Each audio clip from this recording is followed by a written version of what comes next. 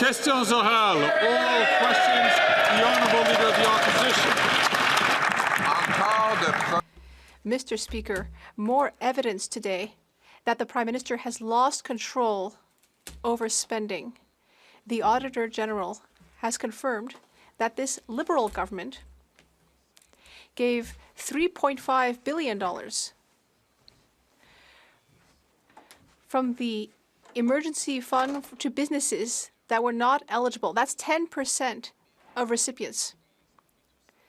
77,000 businesses, and all of that administered by a consulting company that costs still more money. Doesn't that show that this Prime Minister is not worth the cost or the corruption? The Honourable Minister of Small Business. This question is coming from the Leader of the Opposition who called our life-saving supports for small businesses big, fat government supports and quoted that the Conservatives don't believe in this kind of support. When times are tough, small businesses will not be supported by the Conservative Party of Canada. And on this side of the House, we were there to support close to 900,000 small businesses to keep them from bankruptcy and economic uncertainty. And we will continue to be there for them, Mr. Speaker.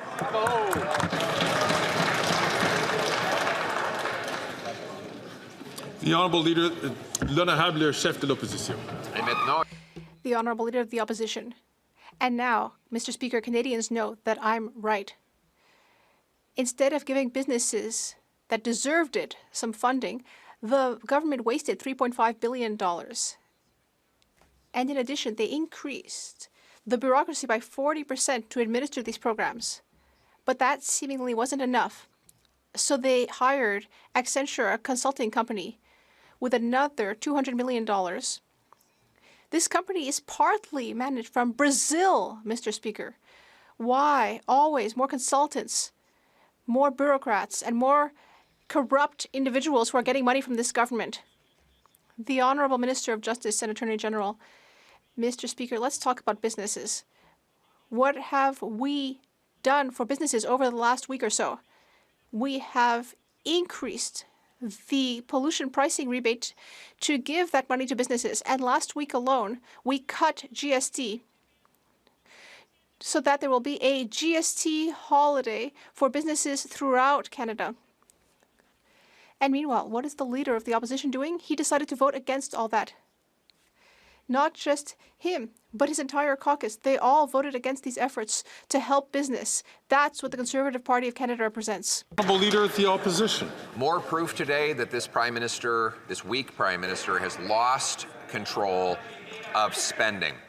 The Auditor General reports that his government gave out $3.5 billion of so-called CEBA loans to companies that did not qualify, a total of 77,000 of them. That's 10% of all recipients. On top of that, they then gave a massive implementation contract to high-priced consultants at Accenture who cost $200 million and farmed out a lot of the work to Brazil. Isn't it more proof that this Prime Minister is not worth the cost or the corruption? The Honourable Minister for Small and Medium-Sized Enterprises. Mr. Speaker, I find it ironic because for the member from the Mission, Maskey Fraser, actually sent me a letter advocating for CEBA loans to support a small business in his own riding. You see, Mr. Speaker, he understands the value of the CEBA loans because it was a lifeline for small businesses during an unprecedented time. And so we're going to continue to help support businesses, keep their doors open, keep their lights on, and keep their employees working. Mr. Speaker, I find it's unfortunate because yet this is another example of a letter that the Leader of the Opposition did not know about.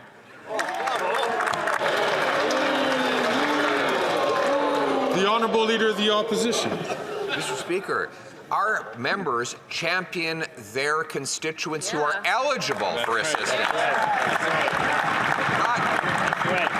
Not 77,000 companies that should not have received the $3.5 billion in misspent dollars. All this while Canadians are starving. Today, the hunger report is out from Feed Ontario, and there have been 1 million Ontarians who lined up 7 million times at the food bank after this Prime Minister brought in a carbon tax on the truckers and farmers who bring us our food. When will they axe the tax? The Honourable Minister for Families, Children and Social Development. Mr. Speaker, of course, we thank Feed Ontario and the food banks across this country who do amazing work. Let me quote from the report that was just mentioned. In June 2022, those over the age of 75 received a permanent 10% increase in old age security alongside inflationary increases. After that change, the percentage of food bank visitors who were seniors began to decrease. This, in addition to the measures we put forward for families, Mr. Speaker, we will continue to deliver for Canadians while they oppose at every opportunity. The Honourable Leader of the Opposition. Speaker, over the last 5 years, food prices in Canada have increased 37% faster than in the United States. That gap opened after the introduction of the carbon tax, which this government now, with the NDP's help, wants to quadruple. The consequence is that in the last 4 years, food bank use in Ontario is up 86%, and 1 in 4 children go to school hungry, according to this government's own data. So why won't they axe this crazy plan to quadruple the carbon tax? In fact, why not axe the tax altogether? The Honourable Leader of the Government in the House of Commons. Mr. Speaker, yet another example of the Conservative leader talking about one thing and doing another. Mr. Speaker, when it comes to supporting children, we have been negotiating school food agreements that are helping actually 200,000 children across this country, and yet the Conservative leader is opposed to that. He talks about lowering taxes, but last week he made every single one of his MPs vote against a GST tax cut for Canadians. He also talks about wanting to hold an opposition day. But we gave him an opportunity today and he ran away from it. Mr. Speaker, that's what weakness looks like when it comes to leadership. Thank you,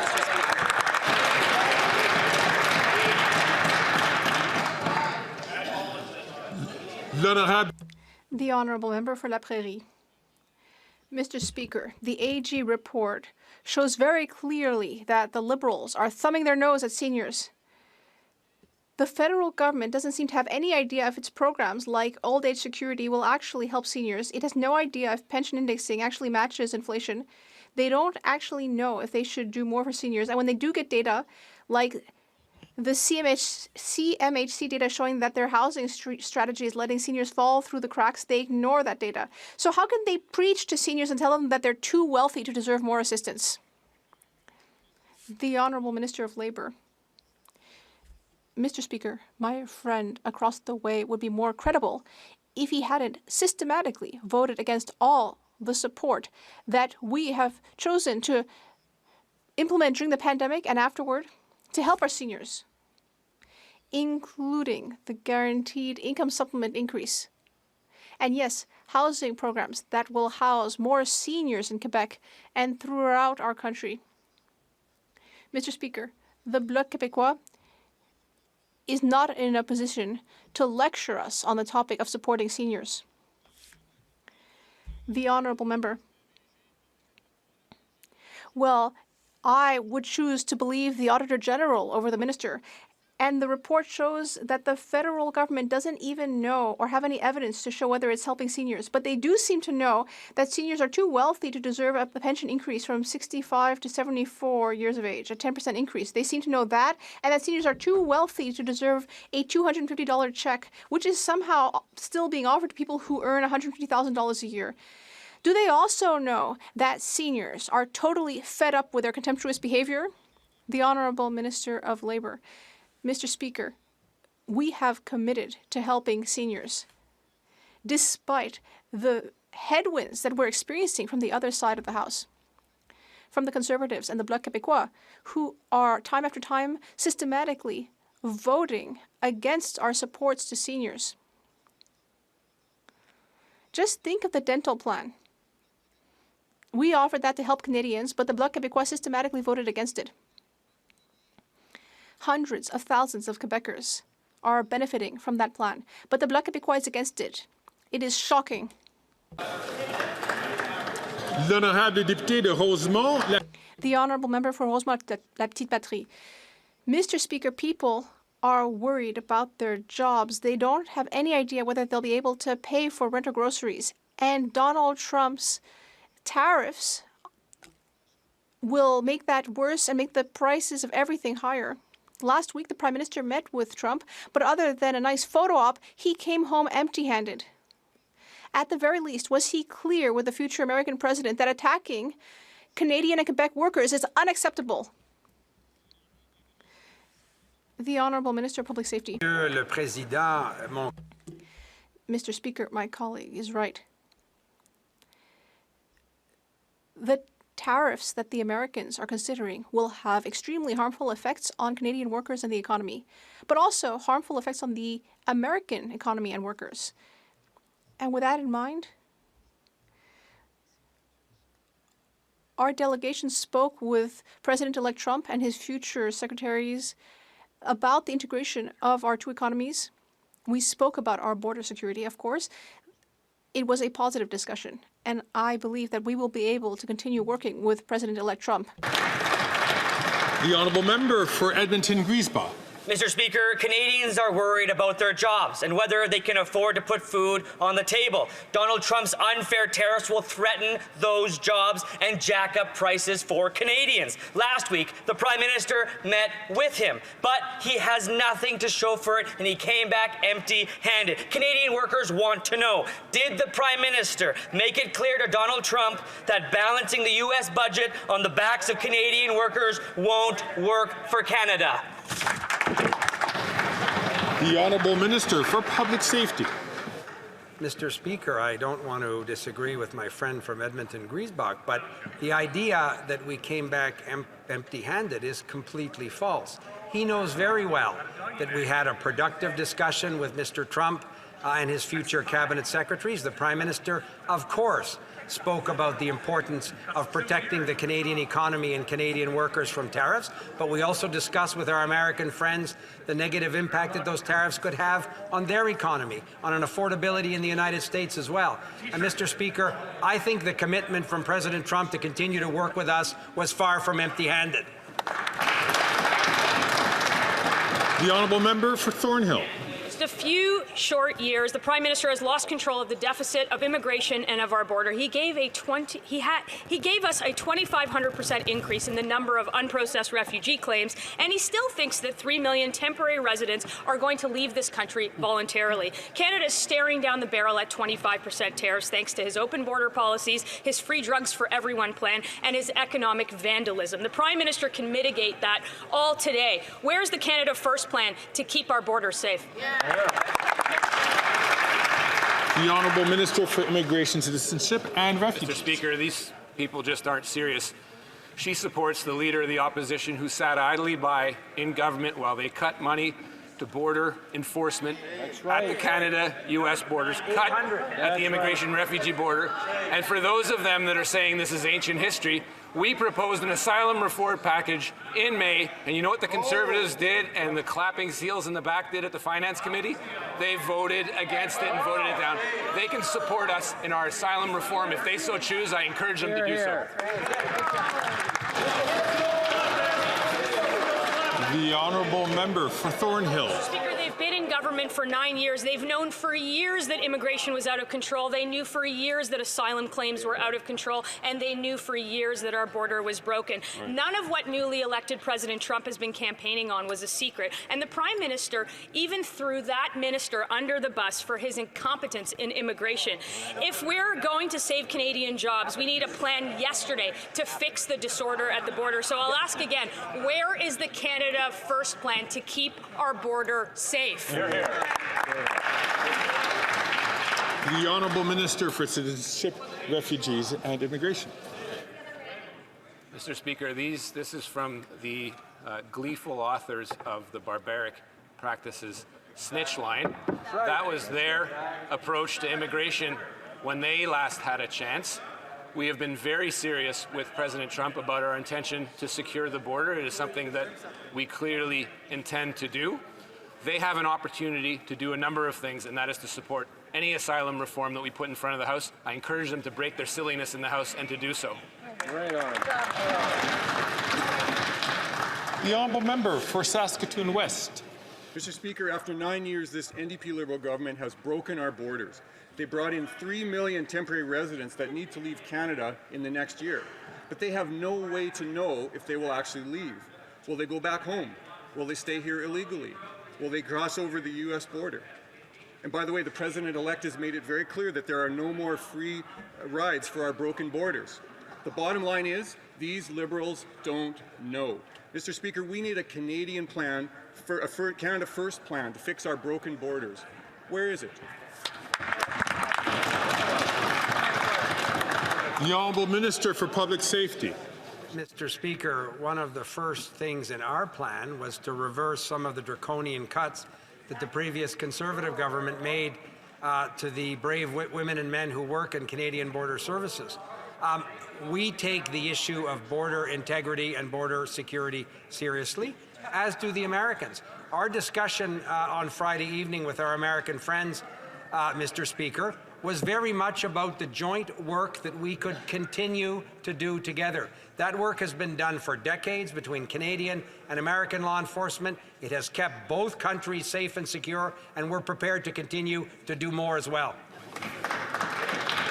The Honourable Member for Saskatoon West. Mr. Speaker, the Prime Minister went to Mar-a-Lago to kiss the ring and returned with absolutely nothing, all while there's serious gaps in our immigration system. For example, there are over 260,000 unprocessed refugee claims right now in the system. The Liberals are paying out billions of dollars every year for hotels, food, and medical costs for these claimants.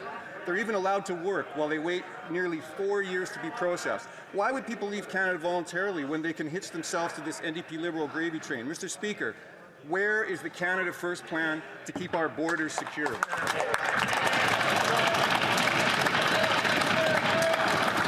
Before I recognize the Honourable Minister, I just want to encourage all members on all sides of the House, please, out of respect for those who do depend on simultaneous translation, please allow them to hear the questions and the answers which are given in the House by not taking the floor when you're not recognized by the Speaker. The Honourable Minister for Citizenship, Immigration and Refugees. While the Leader of the Opposition was in his basement figuring out what rhyme to put up on Twitter to express his displeasure with the government, the Prime Minister of Canada was meeting with Donald Trump, our most important partner. That is responsible. At the same time, when he's not doing that in his basement, Mr. Speaker, he's skipping around the Greater Toronto area, promising everyone and anyone visas to this country and not to deport them. That is not responsible. That's not serious. We plan to be serious.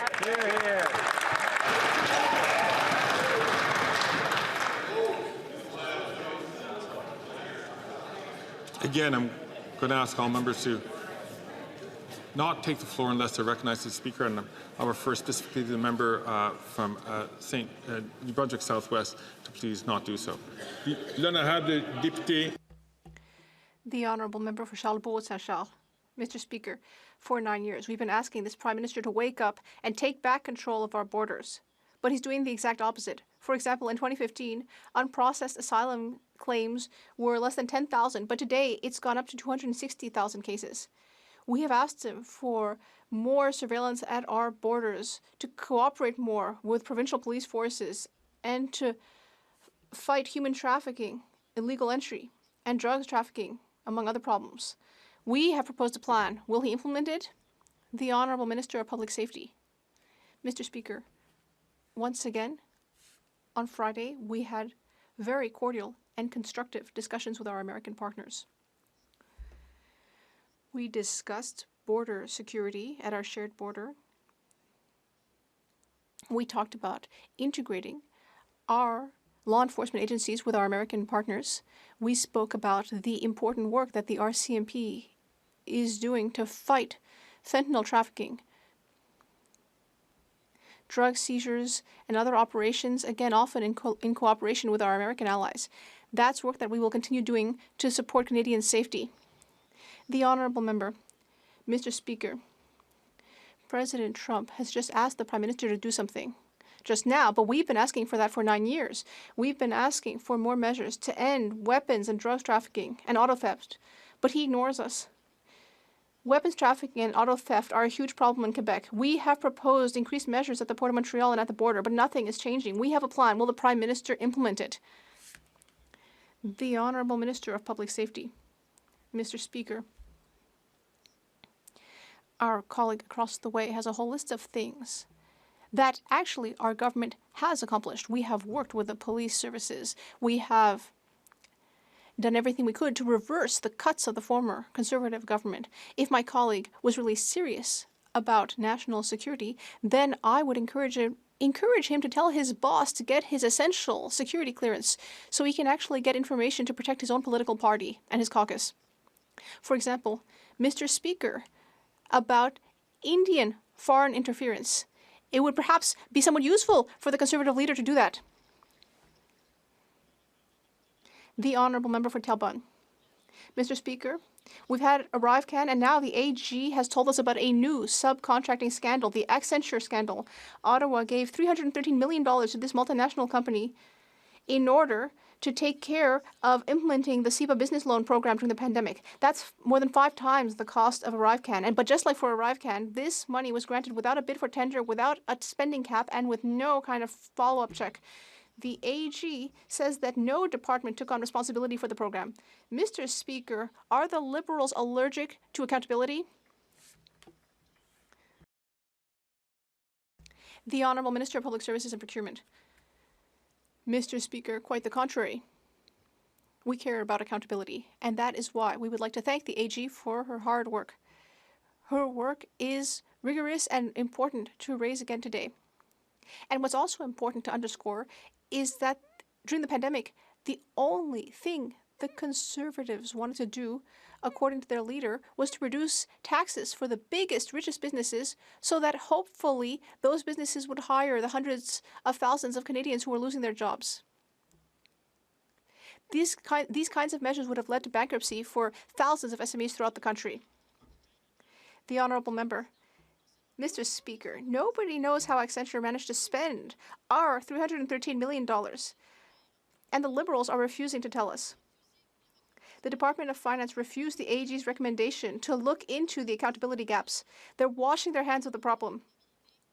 This is a really low bar for accountability. With $313 million spent with no bid for tender or follow-up, the least the government could do would be to accept the AG's recommendations. If the Finance Department is refusing to look into this, I have to wonder if it's because they're worried that Quebecers will learn that they've been duped once again. The Honourable Parliamentary Secretary to the Deputy Prime Minister. The emergency business account helped innumerable businesses in Quebec and elsewhere and kept them from having to turn to bankruptcy. The emergency account enabled employees to keep getting a paycheck. 4 years later, the Bloc Québécois is getting up to complain about this. Maybe they want to change the channel because last week they voted against a tax rebate. Mr. Speaker, it's hard to believe the Bloc Québécois is voting against measures that would make the lives of Canadians easier, especially during the holiday period. The Honourable Member for Talbot. Well, let's focus here. The CEO of Export Development Canada revealed at the Public Accounts Committee that $149 million were granted to Accenture. But today we've heard from the AG that actually the number was $313 million. That's more than double. So how did we get to $313 million? Well, no one wants to tell us. The department is refusing to look into it.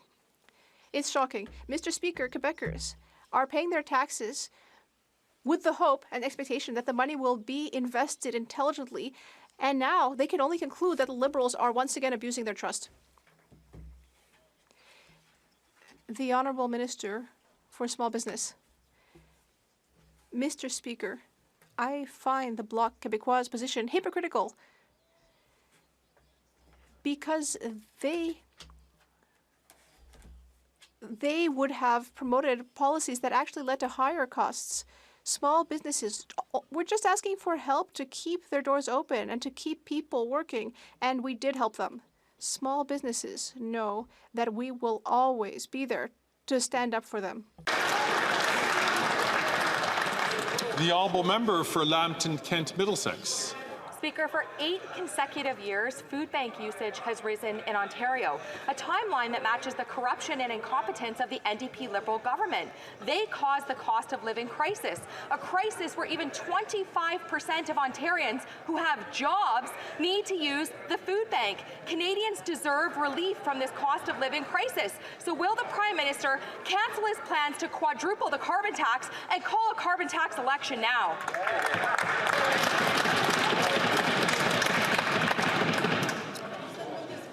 The Honourable Minister for Families, Children and Youth. Well, great news, Mr. Speaker. Last week I was in PEI where we announced another province that has signed on to the National School Food Program. That's 184,000 kids this school year that will receive food at school, almost 1.5 million more meals at school, Mr. Speaker, for a program that the Leader of the Opposition contends doesn't exist. I challenge him to ask those 184 children who are getting food at school. They'll school him, Mr. Speaker. The Honourable Member from Lambton, Kent, Middlesex. Well, Mr. Speaker, it's the NDP Liberals that have caused this cost of living crisis. More than 1 million Ontarians had to use a food bank last year. The NDP Liberals still can't do basic math. They still don't understand that if you tax the farmer who grows the food and tax the trucker who ships the food, you're taxing the families who then buy the food. So this Prime Minister has completely lost touch with reality. So will he take a walk in the snow and call a carbon tax election now?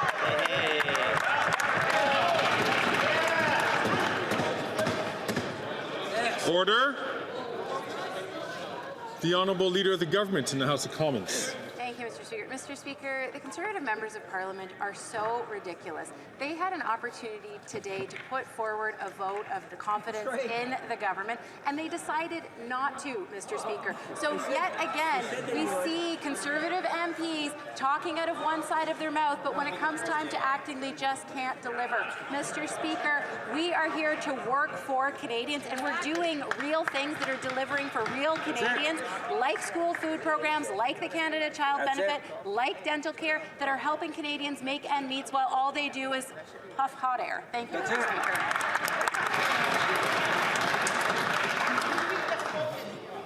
Speaker. Order. The Honourable Member from Haliburton, Kawartha Lakes, Brock. Speaker, while the Liberals try to distract Canadians with tax tricks on Christmas trees and alcohol, more than 1 million Ontarians turn to the food bank to feed themselves. Food bank use has risen in 8 of the 9 years this NDP Liberal government has been in power. In the last 2 years alone, food bank usage in Ontario has risen by 73%. Wow. Worse, almost 25% of those food bank users had jobs, providing more evidence that the Prime Minister's cost of living crisis is deepening. Canadians have had enough, Speaker. Will the Prime Minister do the right thing, call a carbon tax election right now? The Honourable Parliamentary Secretary to the Deputy Prime Minister, Minister of Finance.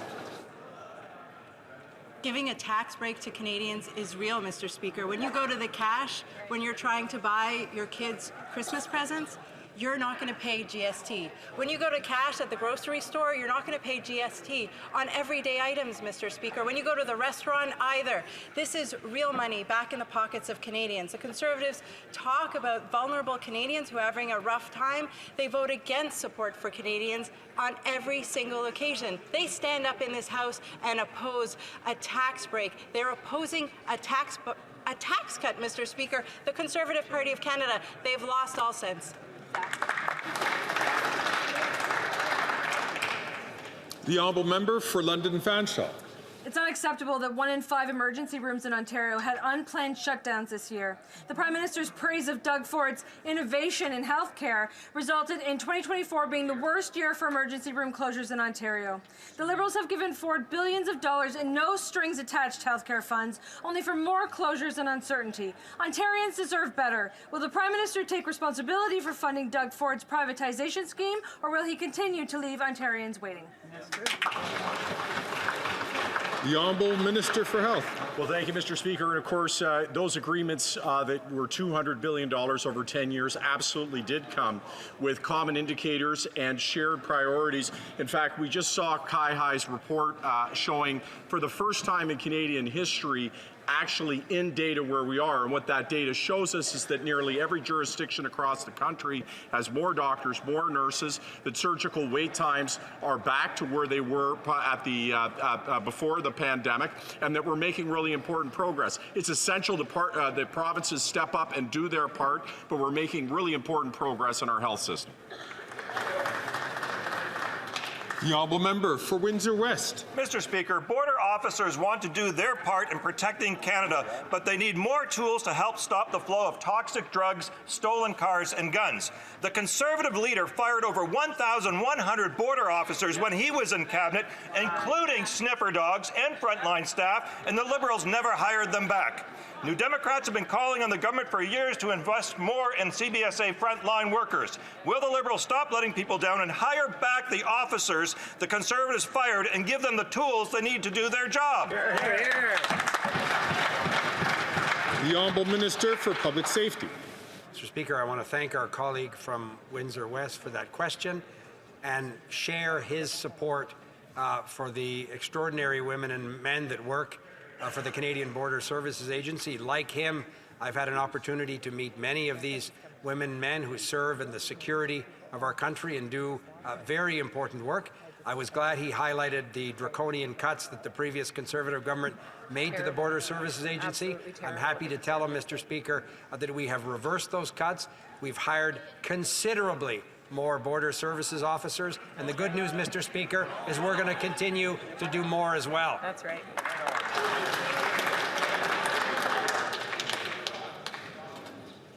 The Honourable Member for Richmond Hill. Mr. Speaker, the Conservative leader has built its reputation on bashing taxes, and yet when this government puts forward the tax break that will benefit all Canadians, he says no. Can the Minister of Families, Children and Social Development explain why this GST tax break for Canadians is so important and why the Conservative leader and his party would vote against a tax break that helps everyday people? Thank you, Mr. Speaker. The Honourable Minister for Families, Children and Social Development. This tax break is exactly the kind of relief that Canadians need right now. The Conservative leader contends to be a champion of taxpayers, but when given the opportunity to axe a tax, not this one, Mr. Speaker. Conservative MPs are turning their back on Canadians. While they may prefer slogans over solutions, on this side we'll continue to deliver for Canadians. The Honourable Member for Calgary-Midnapore. After 9 years of this Liberal NDP government, Canadians are worse off. The U.S. GDP is up 2.8%, while the Canadian GDP is only up 1%. The Canadian GDP per capita is down 0.4%. This is the sixth consecutive quarter in which the Canadian GDP has been down. This Prime Minister does not have a plan. So will he step aside for a Prime Minister who does? The Honourable Parliamentary Secretary to the Minister of, to the Deputy Prime Minister, Minister of Finance. I think that member is misreading the numbers. Actually, Statistics Canada just revealed that they needed to revise the GDP numbers upwards for the last 3 years, Mr. Speaker. Canada is expected to have the highest GDP growth in all of the G7 next year, Mr. Speaker. I think what the Conservatives are trying to do is to change the channel. You see, just a few days ago, they opposed a tax break, Mr. Speaker. They opposed cutting the GST from everyday goods for Canadians, and they don't know how to explain it. The Honourable Member for Calgary-Midnapore. Mr. Speaker, after 9 years, Canada faces yet another threat to its economy.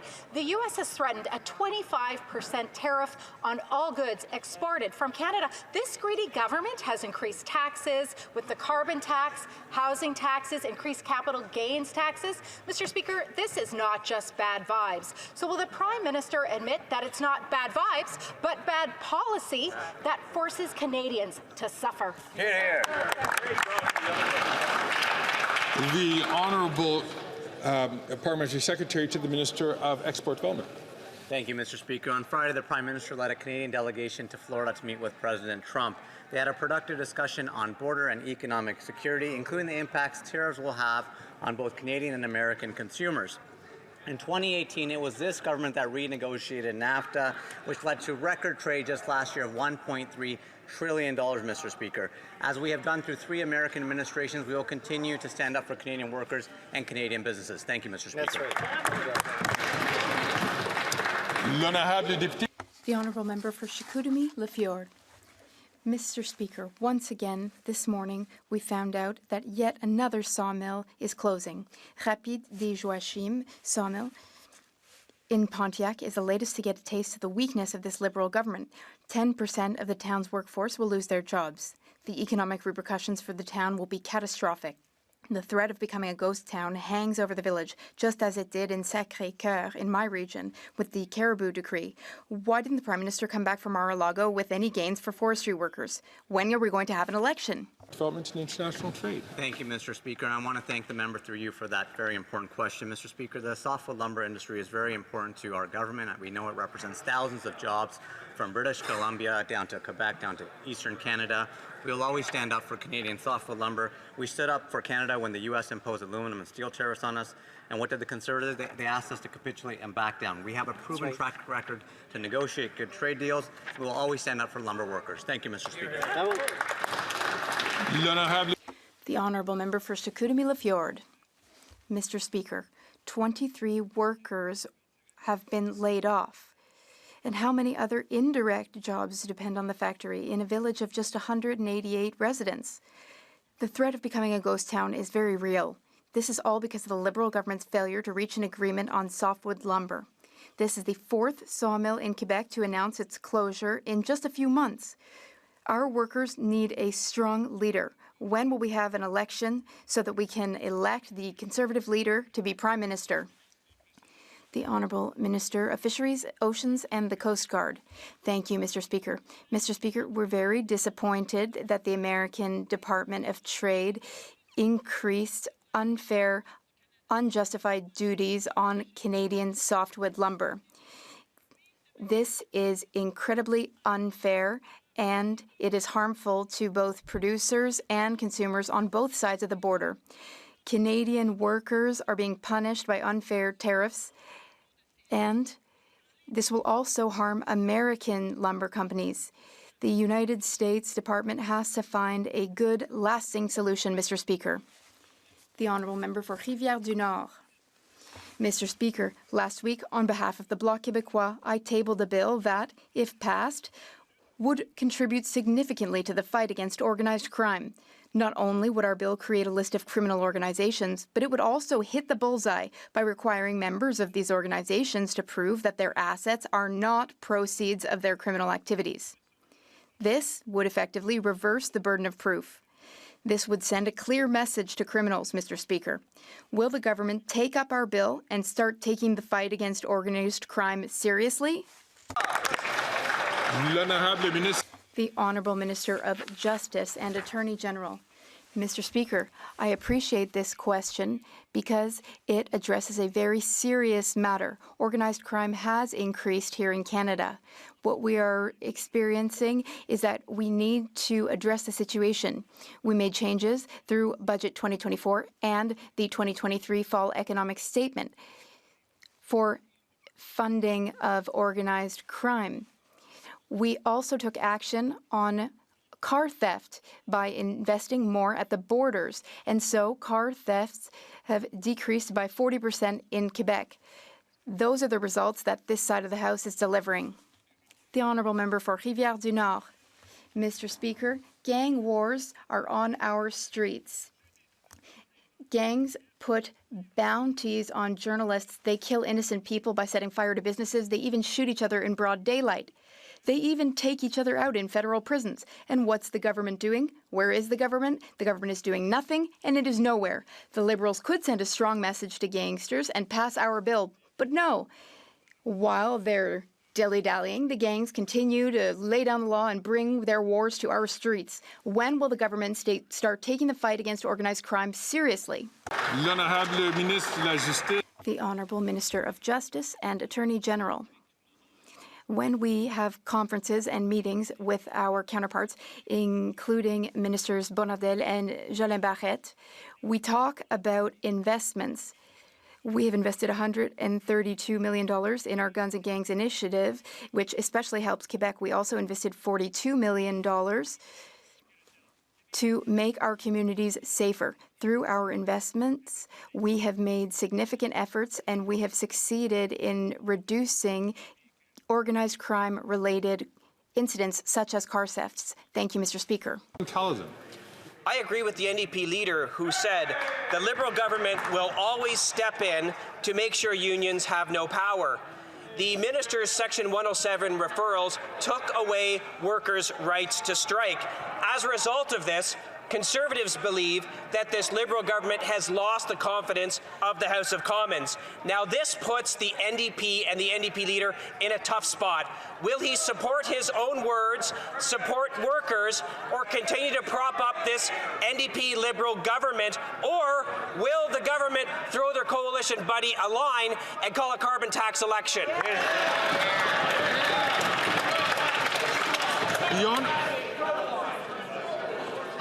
Order. Order. The Honourable Minister of Labour and Seniors. Mr. Speaker, you would think this was not from the party that supported the anti-union oppressive Bill C-377 and Bill C-525. You would think this wasn't from the party who has in its own policy handbook the fact that they will be bringing in right-to-work Alabama-style legislation into this House. You would think that that wasn't the party that refused to debate that very motion this morning in this House of Commons.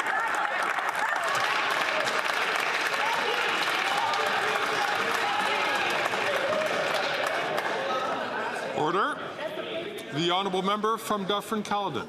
So his defense of his decision to take away a worker's right to strike is to talk about some things from a few years ago. Unions have unilaterally condemned the Section 107 referrals, and the NDP leader said he intervenes to take away unions' power. That's true. He took away the Teamsters' right to strike. He took away the ILWU's 514's right to strike. But when Unifor 1541 asked him to intervene to prevent union busting, this minister disappears.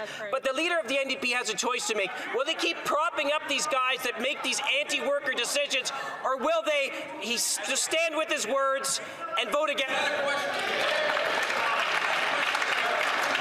I'm going to ask all members, please, to remind themselves that they have to keep their voices down so that those who participate using translation can hear the interpretation. The Honourable Minister of Labour and for Seniors. You would think that wasn't the party that opposed 10 sick days for employees in federally regulated industries. You would think that that was a party that didn't have right-to-work Mississippi-style legislation in its policy platform. You would think that wasn't the party whose very leader decried the involvement of unions in the procurement and other processes. Mr. Speaker, this Conservative Party is anti-worker. They've proved it on every single occasion that they're able to do it, and we will always stand for workers in this country.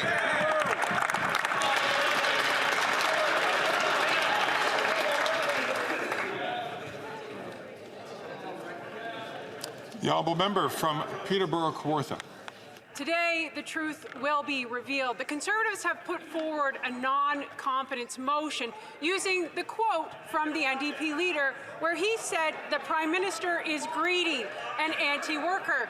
So what will it be? Will the leader of the NDP sell out Canadians yet again, or has that Prime Minister made another backroom deal that puts both of their lust for power over the rights of Canadians?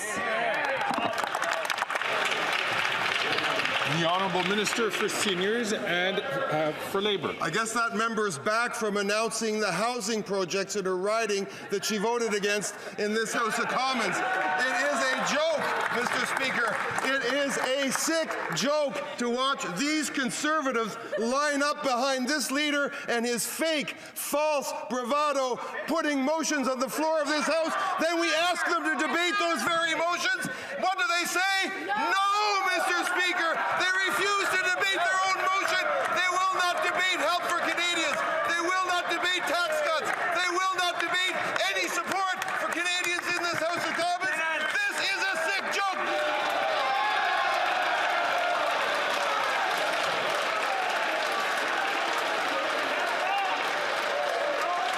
Order. Order.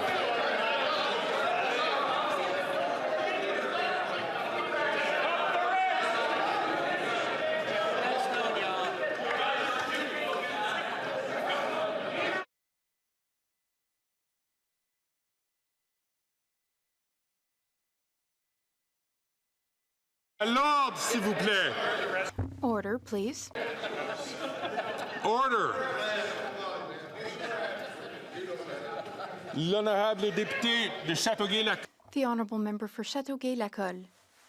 Mr. Speaker, the global pandemic made things difficult for the hospitality industry, the tourism industry, and many of our retailers and restaurants too. Through programs like the Canada Emergency Business Account, our government stepped up to help businesses through that difficult time. Now, my constituents want to know what we're doing to help them post-recovery. Can the Minister for the Environment and Climate Change tell us about the government's plan? The Honourable Minister for the Environment and Climate Change. I thank my colleague for her question. We're always there for Canadian families and Canadian businesses in good times and in bad times. Twice, though, we proposed tax cuts for the middle class, and on both occasions, the Conservative leader voted against the tax cuts and forced his party to join him in doing so. Today, with our GST cut, we are providing even more support for families and businesses. You'd think that the Conservatives would support this, but the only tax cuts they seem to support are for their rich friends and for big oil companies. It's always the same old story for the Conservative Party. Their interests and their friends' interests first, the interests of Canadians second. For Calgary Forest Lawn. The Auditor General exposed $3.5 billion for ineligible CEBA loans thanks to this incompetent Liberal NDP government. They were too incompetent to run this program themselves, so they gave a sole source contract to Accenture, a multinational corporation that gave most of the work to Brazilians, not Canadians. Canadians got taken to the cleaners for more than $300 million. Why are third-party contractors running this government and covering up ministers' incompetence? Here, here. Good job. Good job. The Honourable Minister for Small and Medium-Sized Enterprises. Mr. Speaker, it's nice to know that there exists a report that the opposition can read without a security clearance. The member opposite and his party claim every single time that they care about small businesses, when in fact every single time we put efforts and support forward for small businesses, they always vote against it and decline everything that we do. The fact is, Mr. Speaker, the CEBA loans were there and helped nearly 900,000 small businesses keep their lights on, keep their doors open, and keep their employees working. We will continue to be there to support small business, Mr. Speaker.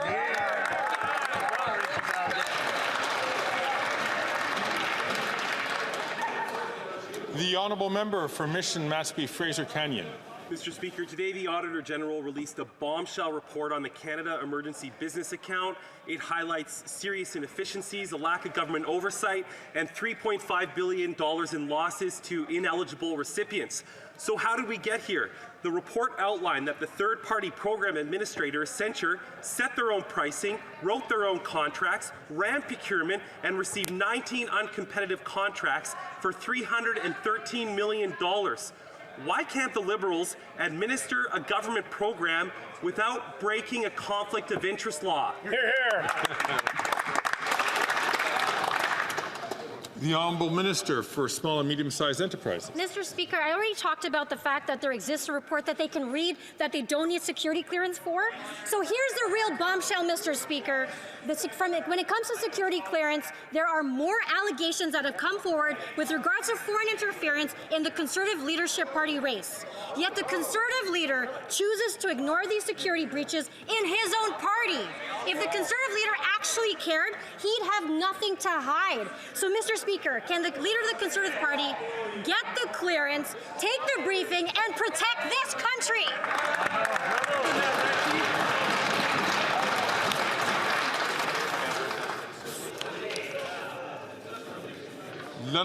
The Honourable Member for Mégantic-L'Érable.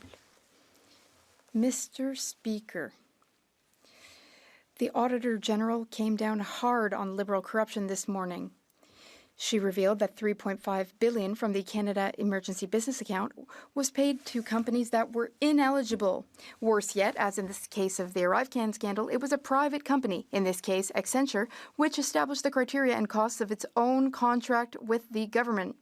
Mr. Speaker, why are the Ministers of Finance and Foreign Affairs continuing to illegally reward a private company at the expense of Canada's hard-hit small and medium enterprises?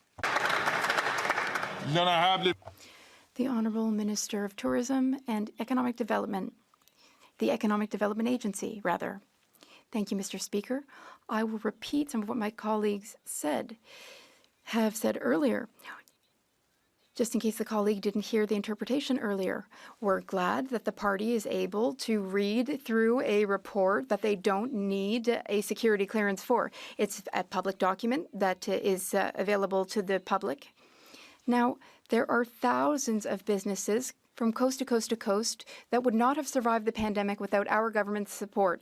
That's what we're here for. We're here to ensure that businesses can pay their employees, pay their expenses, and that they were able to remain resilient throughout the most significant pandemic in history. Richmond Hill. Mr. Speaker, we're in the midst of the 16 days of activism against gender-based violence.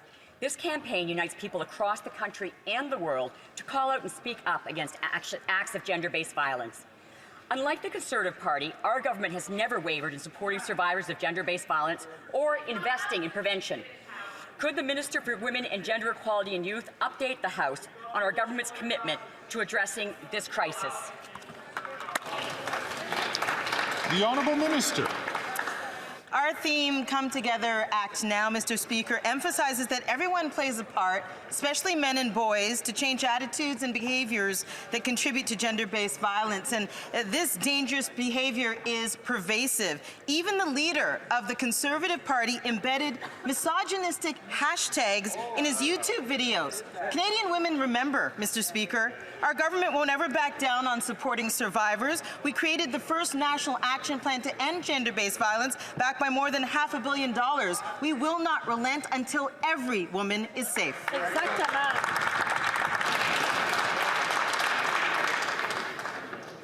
The Honourable Member for Nunavut. First Nations, Inuit, and Métis peoples continue to be killed by the RCMP. In less than a month, 9 Indigenous peoples were killed without consequence. The RCMP and provincial authorities must respond towards reconciliation.